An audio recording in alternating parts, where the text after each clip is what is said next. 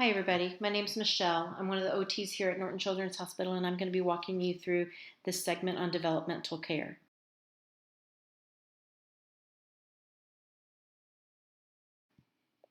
I like this first quote. It talks about how brain development depends not just on the genetics the baby's born with, but also on their environmental experiences. And those experiences happen while they're in our care. Those early interactions that we have with them create not only a context for brain development, but also a direct effect on the way the brain is wired.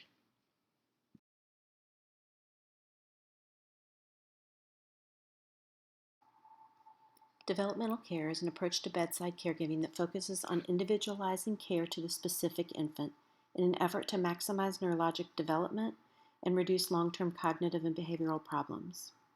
There are 6 tenets of developmental care, and they include partnering with parents, positioning and handling, protecting the skin, minimizing stress and pain, optimizing nutrition, and safeguarding sleep.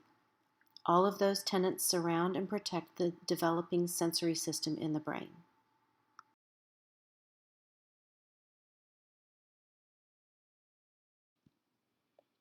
So scary, but it's true. Prematurity is the leading cause of long-term developmental disabilities. And the focus on the care of the preterm infants over the last number of years has shifted to not just increasing our survival rates, but to reducing the complications and thereby improving the quality of life of these kiddos.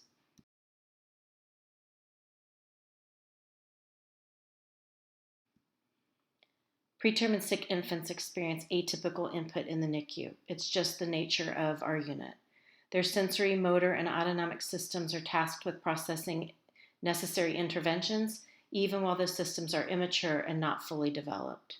So, by approaching the care of the infant with a developmentally supportive and neuroprotective mindset, we're capable of impacting their future outcomes in a positive manner.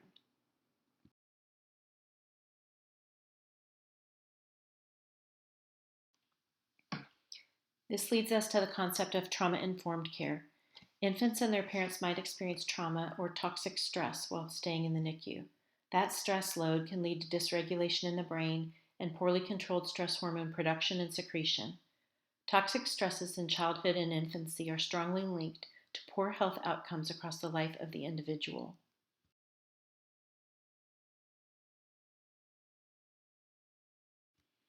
Trauma is the unique individual experience of an event or enduring conditions which the individual's ability to integrate their emotional experience is overwhelmed. So there's been a shift in perspective from the traditional thought of the trauma experience being gunshots, abuse, disaster, to the understanding that trauma is the brain's response to a perceived or actual threat. That includes hospitalization or the excessive exposure to painful stress.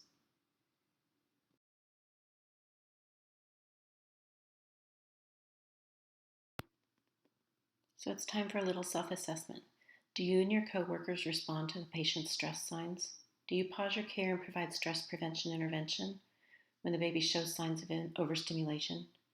Do you believe that how you handle your patient during an assessment can actually impact his or her brain growth? And do we teach parents about their infant's behavioral cues and ways they can support their baby during times of stress or pain? There is a value in you.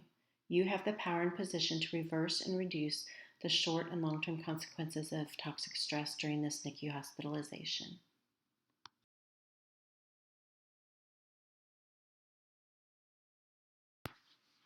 So as caregivers, it's important that we understand the gestational engagement expectations at each age for our infants. That knowledge helps us guide our care to be the most developmentally appropriate and supportive in order to promote brain development in as typical a fashion as possible.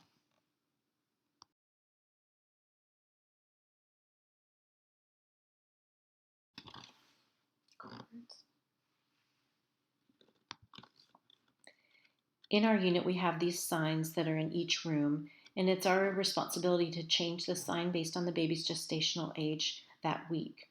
So each sign gives a specific age frame, what's appropriate for the baby, and ways that the parents can interact with them.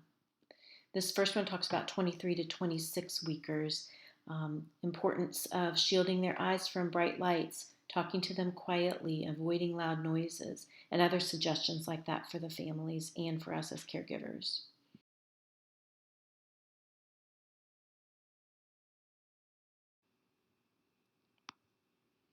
This sign talks about 26 to 28 week gestation infants, again, highlighting the importance of allowing sleep, um, holding and interacting around care times, encouraging protection of visual system from extraneous light, the beginning of reading to the baby quietly, and maybe utilizing a pacifier to suck on.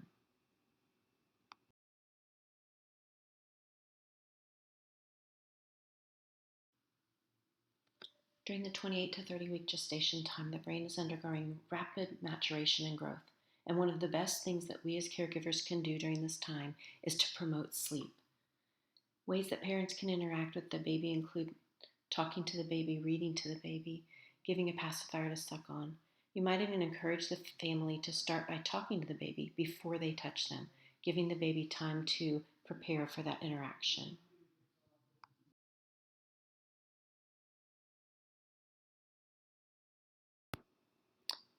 On this sign, you can see the 30 to 32 week old infant continues to encourage sleep, limited interaction except for during care times or when the baby's showing sign of wakefulness, encouraging kangaroo care, and also beginning to encourage the parents to become more active in care, taking temperatures, helping reposition, changing diapers.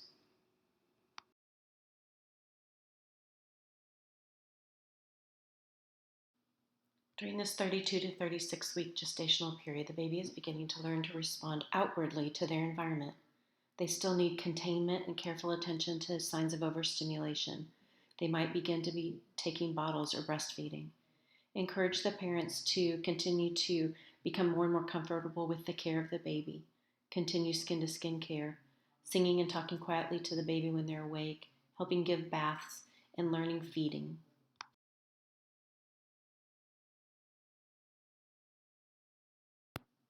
In the 36 to 40 week gestational period, the body is generally fully developed, but the baby is still sensitive to sensory input. It continues to be important that we pay attention to signs of overstimulation and provide good positioning and support for that baby to maintain a normal autonomic state. Encourage the family to participate in swaddled bathing, continue skin to skin, helping with feeding, and continuing to learn the care of the baby.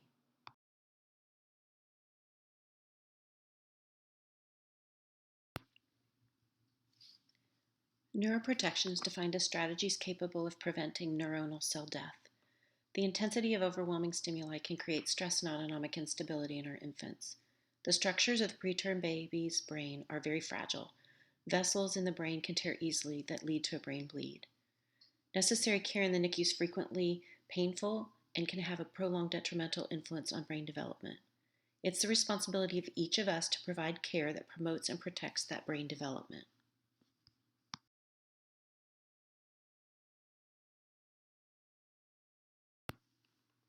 In our unit, our providers entered neuroprotective orders on the following high-risk patients: birth weight under 1,000 grams, a grade 3 or 4 intraventricular hemorrhage, HIE, meningitis, stroke, seizures, and PVL.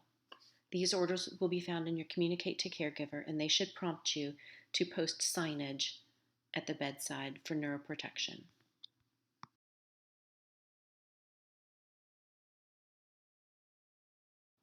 This is what the signage looks like. When you get an order for neuroprotective measures and a Communicate to Caregiver order, these signs are purple. They are located in the filing cabinet at the charge nurse desk. There's a laminated sign that goes at the bedside for caregivers, and then there's a paper sign that we use for parent education in the parent space.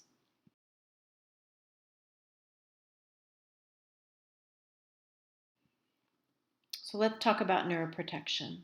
In the event of neurologic injury, the goal is to prevent neuronal cell death and promote healing in synaptic connections and pathways. We want to lessen the negative effects of premature birth. We want to lessen the negative effects of neurologic injury, and we want to reduce disability and long-term morbidity. So why do we worry about protecting sleep? Sleep deprivation results in a loss of brain plasticity. REM and non-REM sleep are required for neurosensory development, learning, and memory. How do we protect sleep? Well, we avoid sleep interruptions as much as we're able. Maintain low light levels, especially less than 32 weeks. We provide daily exposure to indirect light for development of circadian rhythms when the infant's greater than 32 weeks. Encourage limited interaction during sleep periods. However, skin care should continue to be encouraged as it does promote sleep. And we provide comfort measures when an infant needs to get to sleep after their care.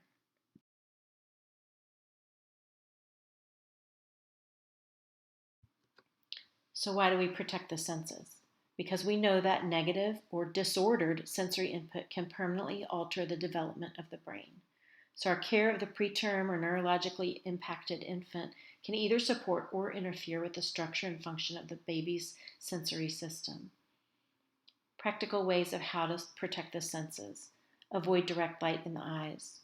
Avoid visual toys until the infant's 40 weeks at least. Limit extraneous noise in the room. Per the AAP, noise levels in the NICU should not exceed 45 decibels.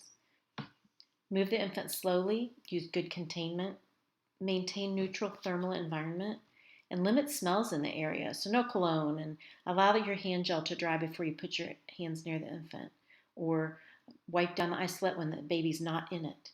And then providing oral care with maternal breast milk.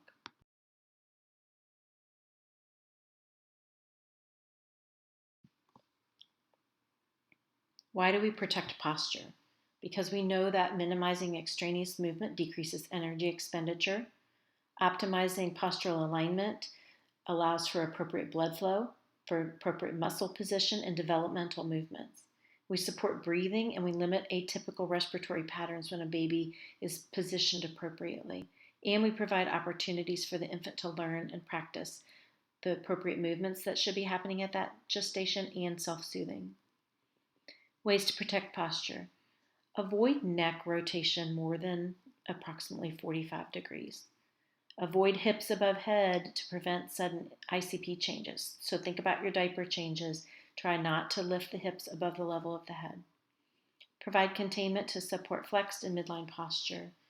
Avoid moving the baby's body out of that neutral position. And then move slowly. Allow the infant to adjust to the postural change. Utilize our developmental positioning devices to build boundaries in a nest that lets the infant move but still maintains midline and flexion.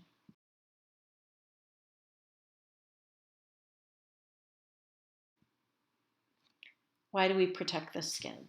Well, it's our largest organ. It's the source of relay of information to our brain.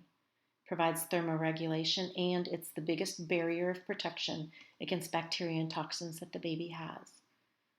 Ways to protect the skin. It seems simple, but limit the use of adhesives as much as we're able. When we have to take an adhesive off, use adhesive remover and then clean the skin afterward. Touch the infant with warm hands. Follow our guidelines that are established for emollient product use in our NICU. Always provide supportive input like hands-on containment when you have to stick the skin. Pay close attention to any areas of excoriation and promote skin-to-skin care with the parents.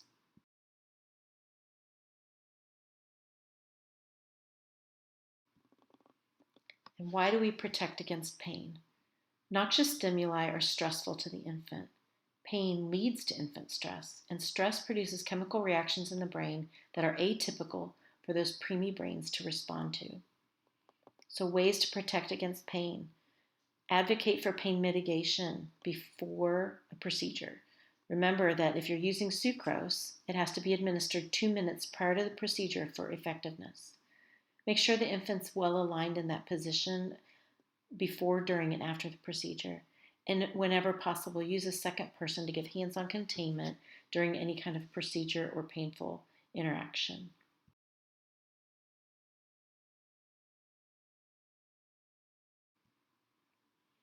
Our goal is to complete our necessary medical interventions while we're preventing as much infant stress as possible and to provide supportive and cognitive care to that developing brain.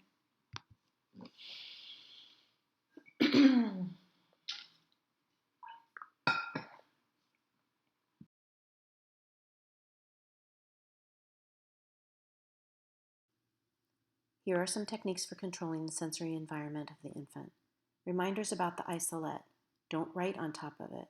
Close the doors gently. Don't place pumps on top of the isolette, as the sound from the pump motor is magnified by the walls of the isolette into the baby's space. Protect the baby's eyes from direct light until term age. Allow for ambient light once the infant reaches 32 weeks gestation. Remember that alcohol gel and cavity wipes and other cleaning agents can be noxious olfactory stimuli to the baby. Try to allow your hands to dry before you approach the baby's space, and try to cavity wipe or clean the isolette or bed space when the baby's being held. Plan ahead for pain management. Allow and encourage appropriate stimuli at appropriate times, always encouraging skin-to-skin care, careful attention to lighting in the room, and encouraging appropriate touch.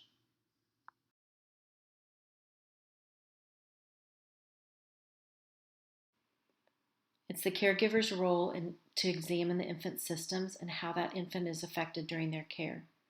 Be watchful during the exam. Think through their body systems and how those systems affect one another. Remember that nothing happens in isolation. Prior to assessment and intervention, think about the order of your activity and how that baby will be affected. There's very little that's, quote, normal about our babies. We use that word when what we really mean is typical for a fragile life that isn't fully developed.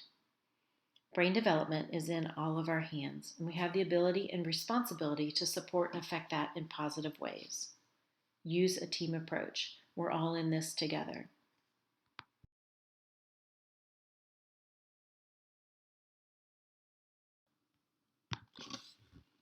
As we get close to discharge with our infants, we need to institute safe sleep. 1 to 3 babies die every month in Jefferson County, Kentucky from unsafe sleeping environments, and 1 child dies each week in Indiana as a result of either bed sharing or sleeping in an unsafe environment. So now it's time to know and use the A, B, C, and D of safe sleep.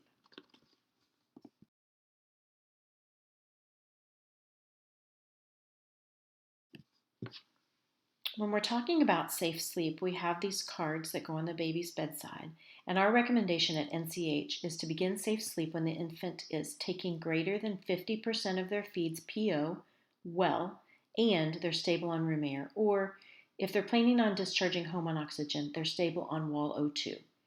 So that means that if a baby is taking all of their feeds PO, but they're still on a 1 liter of high flow, they're still in the medical management sleep zone, and it's okay to continue to use our positioning devices at that time.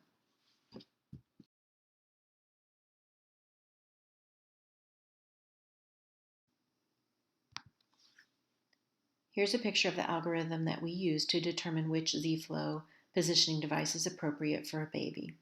These algorithms are posted at the nurse's station as well as at the area in the storage room where the Z-Flows are stored.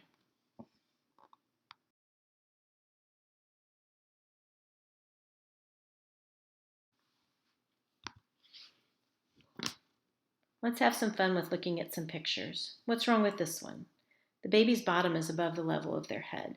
We know what happens when we're in that position.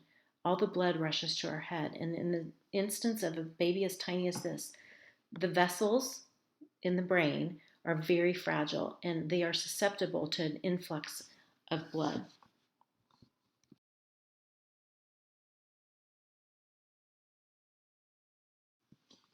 What's wrong with this picture? We tried a little bit here, but the baby's arms and legs are not supported. They're splayed out. That creates stress on the baby's system.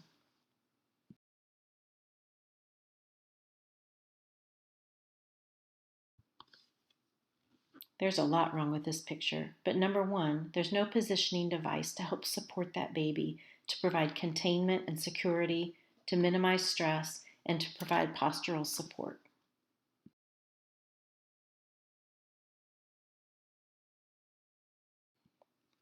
Now this one's better. The baby's nested, they're supported.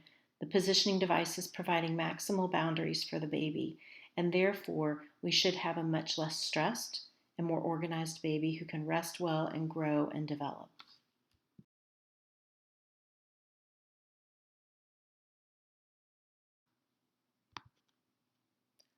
Our goal is not just NICU graduation. Our goal needs to be that we are graduating functional human beings.